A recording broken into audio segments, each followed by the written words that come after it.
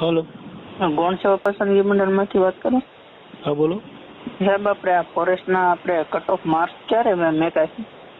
હા, આ ફોરેસ્ટ ગાર્ડના આપણે કટ ઓફના માર્ક ક્યારે મેકાશે એમ વેબસાઇટ ઉપર?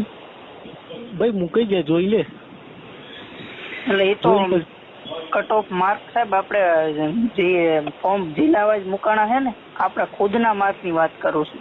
એ મૂકી જશે ભાઈ. 12 લાખ હો. હે 12 લાખ તો મૂકી જશે.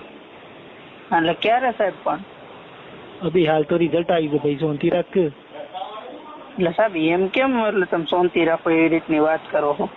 હો, હે તો અહીંયા આવું તું ને હમણાં, ત્યાંથી આવીને જ વાત કરી સાહેબ.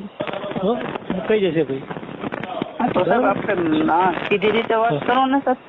હું સીધી રીતે જ વાત કરું છું. તો પછી સાહેબ એવો કેમ શબ્દનો પ્રયોગ કરો કે શાંતિ રાખો એમ?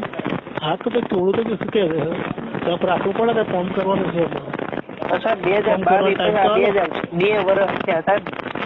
અમારે કામ ધંધો બીજો કરવો કે નહીં સાહેબ? મોટી ભરતી કરવાની હોય ને 12 લાખ, બરાબર? એવું હોય એમ ને સાહેબ? હા. તમારું નામ શું છે સાહેબ? તારે શું કામ છે? તું બેન ને ભાઈ મગજમાં માપણે આવે એવું હોય સર. હા બોલો.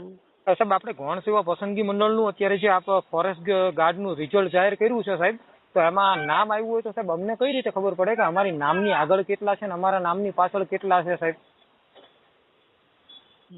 એ તો કટઅપ વાળું માર્ક્સ મુકાશે ને 2 દિવસમાં, એટલે તમને ખબર પડી જશે. એટલે 2 દિવસમાં માર્ક્સ મુકાશે એટલે ખબર પડે સાહેબ. આની અંદર નોર્મલાઇઝેશન અમુક વિદ્યાર્થીઓને સાહેબ 12 પ્રશ્નો રદ થયેલા છે, અમુક વિદ્યાર્થીને એક જ પ્રશ્ન રદ થયેલો છે. જે અમુક પ્રશ્નો સાચા ગ્રંથ નિર્માણ બોર્ડમાં આપેલા છે સાહેબ, પુસ્તકના જવાબ એ પણ સાચા નથી આપવામાં આવેલા. તો સાહેબ અમે અહીં 2 વર્ષથી ગાંધીનગરમાં મહેનત કરીએ તો સર અમે શું કરીએ એના માટે? હા તો રિઝલ્ટ મુકાશે એટલે જોઈ લેજો ને ભાઈ. સાહેબ રિઝલ્ટ તો સાહેબ તમે 6 વખત મૂક્યું સાહેબ, 1 વખત નહીં 6 વખત મૂક્યું છે સાહેબ. તમે ત્યાં અધિકારી તરીકે બેઠા છો સાહેબ, 6 વખત તમે સાહેબ મૂક્યું રિઝલ્ટ.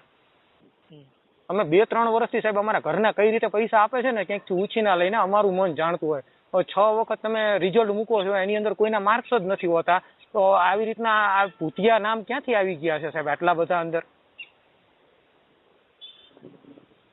રિઝલ્ટ મુકાશે ને ભાઈ, ખબર પડી જશે. સાહેબ કેટલા સમયમાં મુકાશો સાહેબ? તમે આમ અંદાજો આપી શકશો સાહેબ? 1-2 દિવસમાં મુકાઈ જશે. Okay, thank you sir.